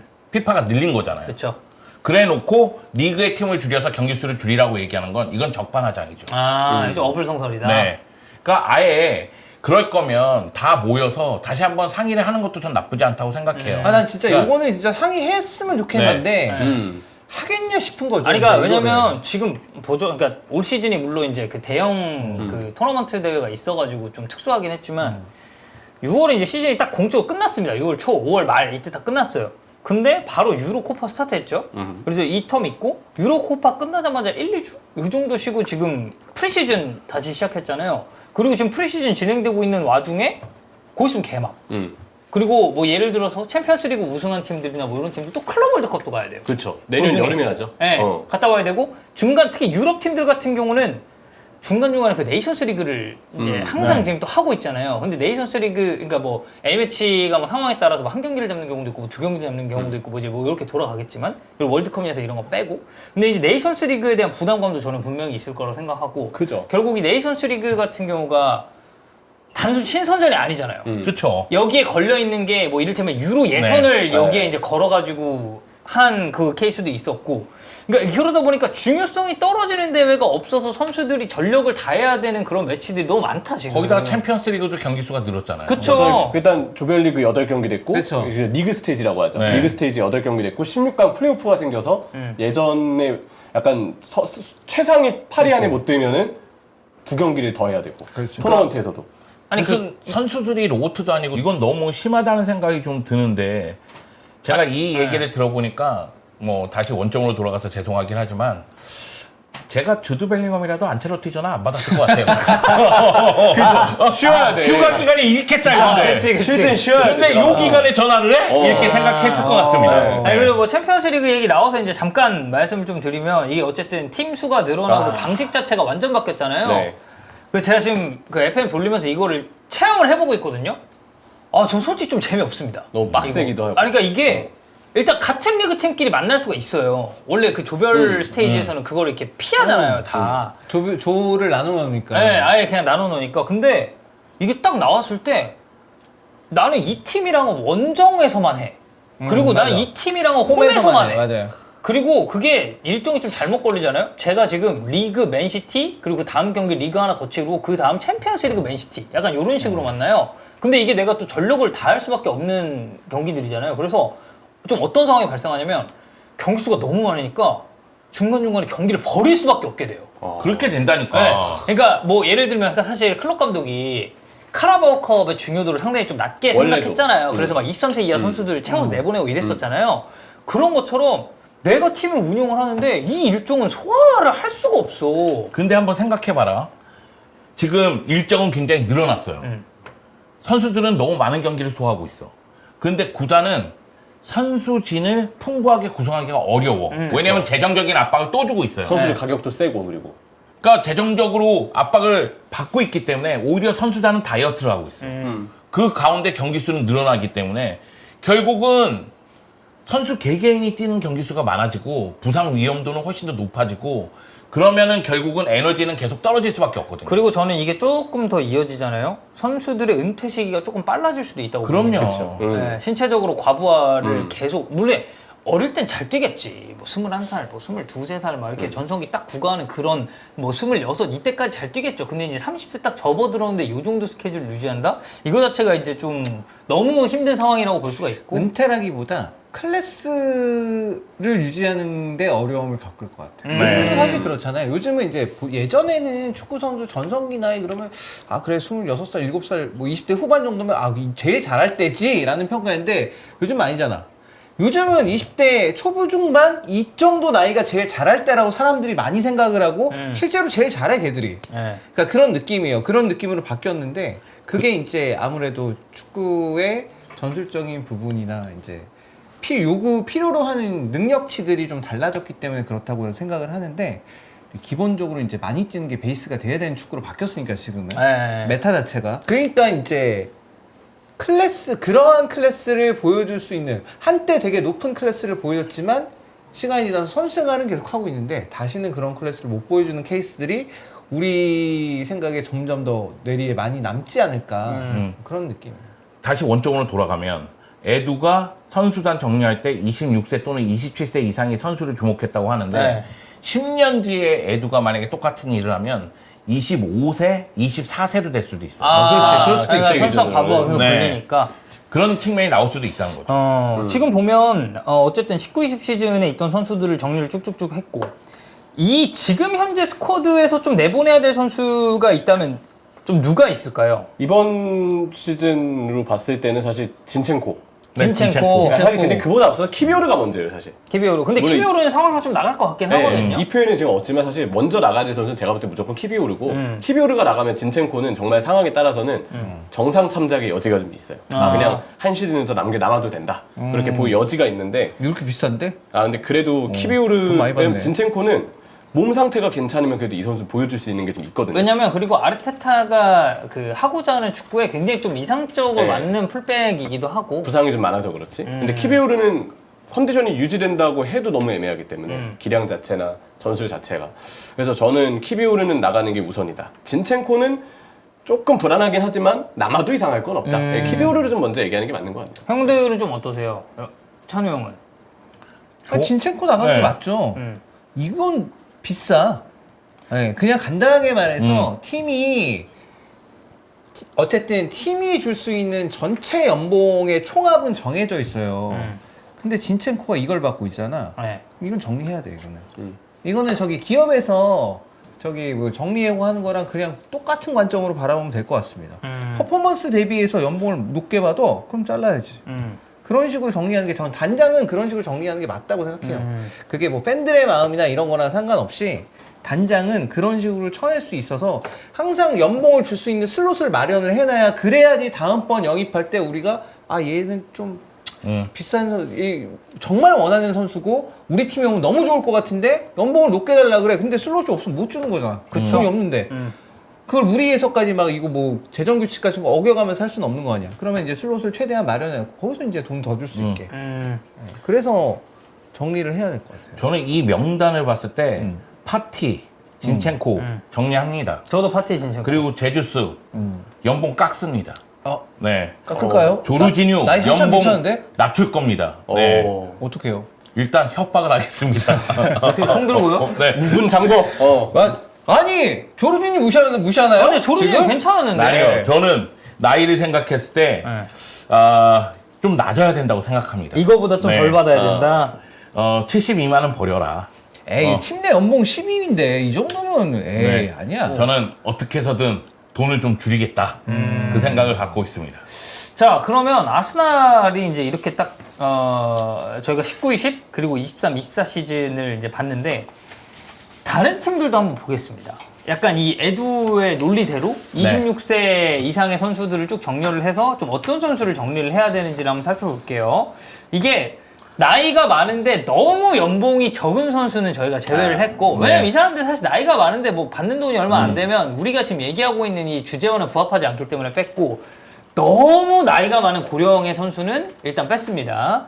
자, 그래서 아까 저희가 이제 에두가 되어보자라고 했잖아요. 그래서 본인이 에두에 이제 빙의했다 생각하고 팀별로 한 명에서 두 명 정도 저희가 한번 방출을 해보겠습니다. 고려사항은 나이, 연봉, 팀에 대한 기여도, 그리고 이 선수가 가지고 있는 팬 베이스, 팬층까지도 한번 생각을 해볼게요. 자, 첼시를 보겠습니다. 저희 앉아있는 순서대로 형철이, 영주형, 찬우형 순서대로 한번 얘기해 볼 텐데 형철이 첼시 어떻게 봅니까? 7회를 내보낼 것 같아요. 벤치를. 전 7회 되게 좋아하고 제 지인도 되게 7회를 응원하는 첼시 팬이 있는데 마레스카 전술이 안 맞을 것 같아요. 쿠쿠렐라가 훨씬 더 잘 맞고 쓰임새 7회의 그 오버래핑 스타일이 마레스카가 선호하는 왼쪽 풀백의 기용 방식이랑 너무 다르거든요. 그래서 얼마 전에 디에슬레트 기사 보니까 뭐 벤치렐이 마레스카볼에 대해서 약간 의구심을 가지고 있어서 내부적으로도 정리할 수 있다라는 그런 내용이 나오기도 했더라고요. 전 그래서 7회 그리고 저희 산체스 골키퍼. 로베르트 산체스. 이제 요르겐센이 왔으니까 네. 요르겐센이 산체스보다 빌드업 100만 배 잘합니다. 너무 과했나? 아무튼 좀 잘하긴 해요. 네. 그리고 산체스가 많이 불안했으니까. 많이 불안하니까 베티넬리도 이 선수가 팀 내에서 어떤 분위기 뭐 이게 팀 라커룸 분위기에 얼마나 영향을 주는지 모르겠지만 어차피 서드키퍼라고는 하지만 정리할 수 있으면 정리하는 게 맞죠. 그러면 이렇게 한 3명 정도 형철이는 네. 좀 보는 것 같고 그냥 연봉을 뭐 깎는다 이런 개념보다는 그냥 아예 그냥 나가라. 아웃을 시켜야 된다. 깎는 건 현실적으로 어려우니. 영주 형은요? 저는 은쿤쿠 빼고 다 정리하고 싶어요. 아 스털링도? 네. 제 마음 같아서는 그렇습니다. 그리고 사실 첼시는 26세 이상보다 26세 이하도 정리 많이 해야 돼요. 그 그쵸. 어린 선수들 네. 중에서 정리를 엄청 많이 해야 되는 팀이 첼시입니다. 찬우 형은요? 전 스털링. 나머지는? 스털링 산체스 정도? 스털링 산체스. 7회는 왜 그러냐면은 아직은 그래도 한번 기다려볼 만해. 아. 나이가 그래도 기다려볼 만해. 27살. 네, 아직은 기다려볼 만하고 스털링 같은 경우에는 일단 너무 많이 받아요. 그냥 너무 그래. 많이 받아. 그러니까 너무 많이 받고 그다음에 스털링이 한때 첼시에 많은 기여를 했다는 건 알겠으나 이제는 거기도 뛸 선수들이 많아요. 굳이 어차피 어린 선수들 그 뛸 수 있는 시간을 어떻게 보면은 이런 표현을 써서 좀 미안하긴 한데 잡아먹는 거 아니야 스털링 있으면 그냥 이 돈 네. 받으면서 네. 그러면 이거는 정리를 해야 되는 게 맞고 로베르토 산체스 같은 경우는 애초에 왜 데려왔는지를 모르겠어. 그러니까 이 로베르트 산체스가 그 이름 뭐지? 벤 로버츠 골키퍼 코치인가? 맞아요. 골키퍼 코치. 네, 그 벤 브라이튼 못 들어갔었어요. 네, 브라이튼 있다가 네. 이제 첼시로 그러니까, 같이 넘어오면서 어떻게 보면 이제 로베르트 산체스가 브라이튼에서 잘할 때 이제 그 그렇죠, 코치 맞아. 영향이 엄청 컸다 그러더라고요. 그래서 이제 그런 부분을 좀 기대하고 데려온 것 같은데 사실 산체스 많이 실망스러웠고 네. 그래서 찬우 형도 아마 이렇게 좀 얘기를 하는 게 아닌가. 베티넬리는 팀 내 연봉수 27입니다. 괜찮아. 네. 뭐 그냥 어차피 경기 거의 안 나올 텐데 뭐. 그쵸. 네, 괜찮아요 그냥. 이거는. 저도 좀 비슷하게 보는 게 네. 저는 스털링 정리하고요. 벤치를 은쿤쿠 냅두고 산체스 정리하고 베티넬리도 냅둡니다. 찬우 형이랑 똑같아요. 베티넬리 27이면 이거는 그냥 최하단입니다. 그냥 어떻게 네, 하든 제일 상관없어요. 네. 네, 베티넬리는. 그래서 그냥- 이거 베티넬리는 어쨌든 이제 서드키퍼로서의 네. 그 존재 가치 정도만 증명을 하면 되고 저도 스털링 이거 너무 많다. 저는 사실 스털링 처음에 첼시 올 때부터 별로였거든요. 나 좀 왜 사나 싶었어요. 그러니까 너무 이 선수가 와서 반등할 만한 여지가 좀 없다라고 이제 생각을 했어가지고 저는 스털링 일단 보여준 퍼포먼스에 비해서 연봉이 너무 많이 받고 있다 생각하고 벤치를 진짜 정확하게 일치합니다. 딱 마지막 기회인 것 같아요. 한 번 더. 여기서 한 번 네. 정도 더 볼만하고 은쿤쿠는 논외 여기는 이제 어쨌든 많이 받은 만큼 더 해줘야 되고 산체스 마찬가지로 좀 정리를 해야 되는 자원이 아닌가 싶습니다. 자 리버풀 맞네요. 이렇게 근데 보니까 여기서 실제로 나간 선수가 티아고랑 마팁이 나갔잖아요. 네, 티아고 네. 빼고 그리고 마티 빼고 진짜 나간 선수가 딱 맞는 것 같아요. 티아고, 마팁, 아드리안. 마팁은 사실 개인적으로 한 번 더 잡았어도 괜찮았다고 보긴 하는데 이렇게 센터백 영입을 안 할 줄 알았으면 그 지금 리버풀이 지금 이적 시장 너무 조용하니까 영입을 한 단 전제하에 나가는 건 무조건 오케이인데 아예 안 하고 있으니까 혹시 하는 마음이 들지만 이번에 나간 티아고 저기 아드리안 그 마팁 이 세 명이 딱 맞는 것 같아요. 나머지는 좀 남깁니다. 여기는 다 지켜야 되는 자원들이다. 살라가 계약 기간이 1년 남았잖아요. 네. 그럼 재계약을 합니까? 재계약 이게 지금 살라가 지난 시즌 20골을 넘지 못했거든요. 근데 리그에서? 되게 어려운 문제예요. 네. 살라를 말 그대로 팀이 그냥 냉정하게 파는 건 너무 큰 레전드이기 때문에 이것 또한 맞는 선택인지 이게 상징성이 너무 고민이 커서 되고. 그래. 그러니까 살라에 대해서는 그거예요. 팬베이스를 고려를 안 할 수가 없어. 그러니까. 저는 이 이거 선수가 조금 못하더라도 살라 뭐가 맞는 건지 모르겠어요 사실. 네, 중동에서 제안하도 제가 만약에 단장이다. 욕을 먹더라 전 살라 처분하는 거 추진합니다. 욕을 먹더라도. 그러니까 지금 보여주는 퍼포먼스에 비해서 금액이 이제 좀 세다. 비싸고 어쨌든 이제는 미래를 대비해야 돼요. 이 나이를 생각하면 2, 3년 후에 살라가 지금 2, 3년 후에 살라는 아마 지금보다 더 못할 가능성이 있기 때문에 그쵸. 그리고 그게 사실 높기 때문에 욕을 먹더라도 추진한다. 그리고 저는 이제 욕 먹고 이제 우리 집에 이제 계란 날아오고 뭐 이러겠죠. 그죠. 나 이제 테러 위협하고 뭐 전화 너 죽여버린다. 제가 그래서 전화 안 받아요. 뭔 소리예요? 아니 반다이크는요 그러면 반다이크는 살라보다 나이가 어쨌든 한 살 더 많은데. 수비수잖아요. 그리고 가격 연봉 차이 많이 나 심지어 여기 괜찮고. 살라랑. 네. 근데 살라 같은 경우에는 저 같으면은 그냥 한 시즌 더 볼 것 같아요.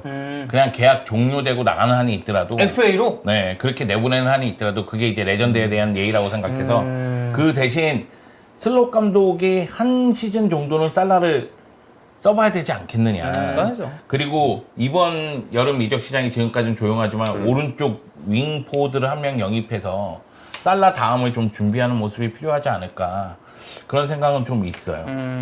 저도 뭐 전반적으로 생각은 좀 비슷한 것 같고, 근데 이건 제 그냥 개인적인 생각일 수도 있는데, 리버풀 근데 주급책이 되게 깔끔하네요. 어떻게 보면 안 쓰는 거죠, 잘 선수한테. 그래서 사실 팬들은 구단의 규모를 생각하면, 아니 정확히 규모보다 구단의 추후 경쟁력을 생각하면 좀 더 써도 되지 않냐라는 입장을 아무래도 팬들은 좀 생각하는데. 근데 순번은 되게 정렬이 좀 잘 돼 있는 그러니까 이게 느낌이에요. 사실 정상적인 구단이에요. 사실 이게. 이래서 팀 분위기가 전 되게 좋은 거라고 그러니까, 생각해요. 그러니까 체계가. 거의 한 만큼 받고 있잖아 지금. 그래서 선수들끼리도 그런 어떤 서열 같은 규율이라고 해야 될까요? 선수들 간에 그런 관계도 되게 잘 또 맺어져 있는 게 아, 리버풀이라서. 역시 미국 놈들이야. 여기 티아고가 그냥 있었다면 네. 아 첼시도 미국 놈들이에요. 은퇴하지 않았다면 이건 좀 얘기가 이상한 나올 수 미국 있을 놈들. 것 같은데. 자, 그래 티아고가 만약 은퇴 안 했으면 이건 티아고를 무조건 내쳐야 되는 자원이라고 그치. 얘기했겠죠. 이제 여기는 또 이제 바르셀로나로 코치지, 합류했기 코치로 때문에. 예. 자, 리버풀 이렇게 봤고, 그다음 맨체스터 시티입니다. 맨체스터 시티도 지금 쭉 봤을 때 근데 여기에 내보낼 만한 선수가 좀 애매한데, 글쎄요. 저는 이번 해는 없다. 올해는 아, 없다. 올해는 없다. 근데 내년이나 내후년에는 냉정하게 워커랑 더블라이너가 나이가 많아지기 때문에 더블라이너는 모르겠지만 워커 정리는 내년쯤에 생각을 해볼 만하다. 워커도 사실 만약에 이번 여름에 전문 풀백을 더 쌩쌩한 선수로 데려올 수 있으면 이번 해에 내치는 것도 정리는 생각은 해야 된다고 봐요. 근데 올해 지금 풀백 영입이 있을 것 같은 분위기가 아니기 때문에 내년부터로 하겠습니다. 그 약간 저는 이런 생각이 들어요. 그러니까 맨시티를 보면서 야 여긴 진짜 돈이 많은 팀이구나. 야 이렇게 야 거의 800만 유로 받는 애가 800만 파운드지? 이거 파운드지? 파운드. 800만 파운드 받는 애가 13위 그러니까 아케가 지금 13이나 830만 내려가야 파운드인데, 예. 13위나 내려가야 돼. 그러니까 아케가 여기 리버풀 13위는 500만. 예, 그러니까. 네. 그리고 그것도 보니까 알리송이 지금 리버풀에서 780만 받잖아요. 근데 6위예요. 근데 여기서 780만은 13위에 이제 코바치치가 이제 이 정도니까 수령하는 연봉이 이제 타 팀보다는 되게 좀 이제 세다는 걸 좀 그러니까 알 여기 수가 확실히 있죠. 근데 그래서 여기는 솔직히 저 같으면 코바치치 얘를 이 돈 주고? 이랑 약간 이런 느낌인데 근데 여기 순위도 중간이야. 그러면 야 이 정도 줄만하면 그냥 냅둬도 되지 않을까? 약간 이런 느낌? 팀이 이제 유지가 되니까. 유지가 되니까 유지가 안 될 팀이면 이거 당연히 야 이거 이 돈을 주고 얘를 데리고 있다고 약간 이런 느낌인데 뭐 데려 있을 만하네. 약간 이런 느낌? 나쁘지 않다. 예, 이 드는 거예요, 그러니까. 아칸지도 너무 많이 만든 거 아니야? 근데 아칸지가 또 띄워주는 위치가 너무 많아서. 그치. 네. 멀티잖아요, 그러니까 멀티. 제글리시가 이제 조금 애매한 그런 게 그릴리시가 있긴 좀, 했는데 그런 평가 그래도 받을 저는 만하죠. 좀 더 봐야 된다 생각해요. 네. 그릴리시 같은 경우는. 근데 이제 봤을 때 많이 받고 있다는 느낌은 들어요. 그러니까 그릴리시라든가 아칸지라든가 이런 선수들은 많이 받고 있다 이런 느낌은 드는데 맨시티가 뭐 사비오 말고는 영입한 선수가 없으니까 지금까지는. 그래서 정리하기가 참 애매하다 그런 생각이 드네요. 자, 제가 봤을 때 여기 말이 좀 많을 것 같습니다. 맨체스터 유나이티드. 맨유는요 지금 표가 나오고 있잖아요. 자, 카세미로가 1등이에요. 아니, 저 남의 선수 얘기할게요. 남길 선수. 네. 남길 선수. 일단 떠난 선수 먼저 제가 제거를 떠난 할게요. 선수. 바란 나갔고요. 네. 마샬. 그리고 쭉 내려갔을 때 또 누가 있냐? 반더비크 나갔고. 암라바트 임대 복귀. 네, 암라바트 임대 복귀했고 뭐 요 정도. 네. 자, 남을 선수. 남을 선수. 네, 제가 남의 선수 남길 선수는 브루노, 브루노, 리산드로, 리산드로, 오나나, 오나나. 끝인가요? 쇼가 좀 고민이에요. 룩쇼. 근데 쇼 한 번은 더 믿어본다로 쇼까지. 룩쇼. 근데 부상이 너무 많아서 쇼는 안 다치지만 않으면 최고인데 음. 이외에는 저는 다 나가야 될 선수라고 생각합니다. 일단은 카세미로가 이제 가장 많은 연봉을 받고 있는 지금 퍼포먼스는 최악이거든요. 네. 안 돼, 안 돼. 여기가 일단 뭐 정리가 좀 들어가야겠죠. 정리해야죠. 네. 카세미를 정리해야 되고. 음. 저도 양길 선수 찾는 게 빨라 여기도. 네. 그러니까. 레시포드도 사실 마찬가지고. 레시 나가야 돼요 진짜. 이거 안 돼. 네. 이러면 안 돼. 레시포드도 안 되고 맥과이어도 지금 받는 돈이 꽤 세네요. 메가이어 세죠. 너무 많이 받아. 구이면. 근데 또 요거는 그 메가이한테 한 200만 깎읍시다 뭐 해가지고 받아들이면 오케이. 네. 안 받아들이면 아 그래? 그러면 정리. 일단 정리를 해야 되지 않을까. 맥과이어 이제 그 웨스트햄 이적설 잠깐. 아 이거는 린델로프도 이걸 받네. 네, 린델레프도 이만큼 받고. 여기는 여기는 너무 심한데? 이렇게 주면 어떡해 이거를. 에릭센도 마찬가지고. 아니 근데 에릭센은 이거는 이해는 돼요. 인테르 때도 이 돈 받았어. 원래도 주금 많이 요구하는 인테르 선수는 때도 이 돈 줬어. 그러니까 이 돈을 이제 그대로 받아가지고 간 거지. 지금 맨체스터 유나이티드가 제일 이 주급 쪽으로 봤을 때 뭔가 낭비되고 있다라는 느낌이 네. 좀 크긴 하네. 이게 체계 자체가. 그러니까 돈을 받는 거야 당연히 이 선수들이 잘한 시절이 다 있으니까 이렇게 연봉을 받았을 텐데 근데 지금은 돈값을 못하니 이게 지금 그러니까 맥토미니가 1년 남아서 재계약하려면 얘 연봉 올려줘야 돼가지고 이것도 내보내야 된다라고 얘기하시는 분 있고. 근데 맥토미니는 사실 이들에 비하면 얘는 싼 거지. 싼 거지. 싼 거지. 저렴한 엄청 거지, 저렴한 거. 그냥. 염가죠, 염가. 지금 이거. 메가이어가 맨시티의 후벤 디아스급으로 받고 있는 건데 지금 카세미로부터 싹 다 정리를 해야 될 것 같아요. 지금 보면 제 영중 말이 맞네요. 후벤 디아스보다 맥과이어가 받는 게 더 많아요. 네. 여기 수치로 봤을 때 아칸지보다도 많고, 그리고 리버풀 알리송보다 맥과이어가 많이 받습니다. 네. 알리송 골도 넣었는데. 아, 그치. 알리송 골도 넣었지. 자, 그리고 이제 마지막 팀이거든요. 여기는 그 1000만 단위가 없어요. 네. 역시. 토트넘. 손흥민 선수가 제일 많이 받는데 988만 파운드 받고요.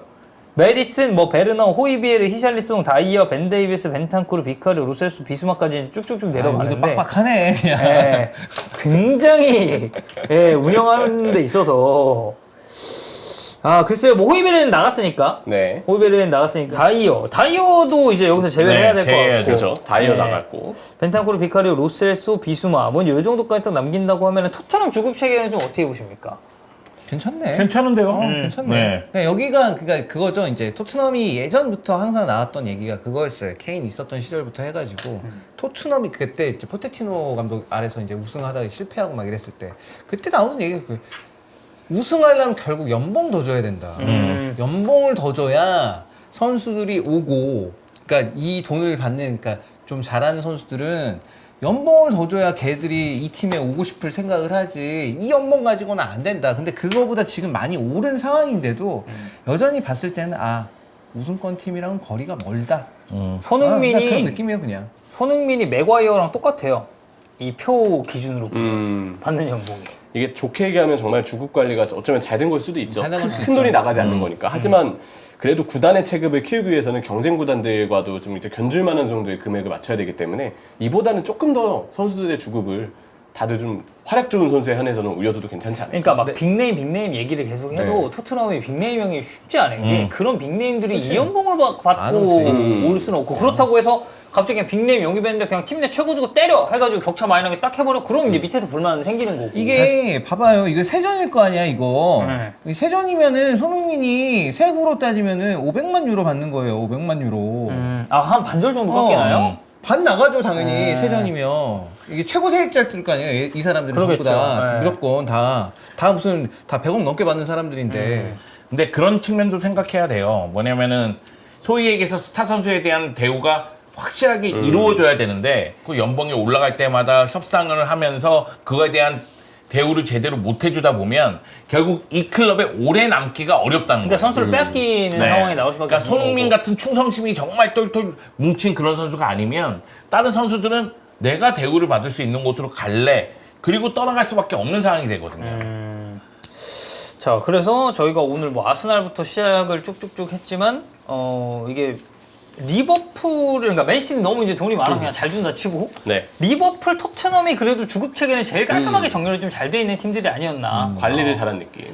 싶습니다. 야 비수마는 진짜 왜요? 아니 지금 연봉을 보니까 비수마가 네. 너무 괜찮아서 286만. 자, 그렇습니다. 오늘 이렇게 세 가지 주제 가지고 좀 얘기를 해봤고요. 저희는 내일 히든풋볼 목요부로 다시 돌아오도록 하겠습니다, 여러분들. 감사합니다. 감사합니다.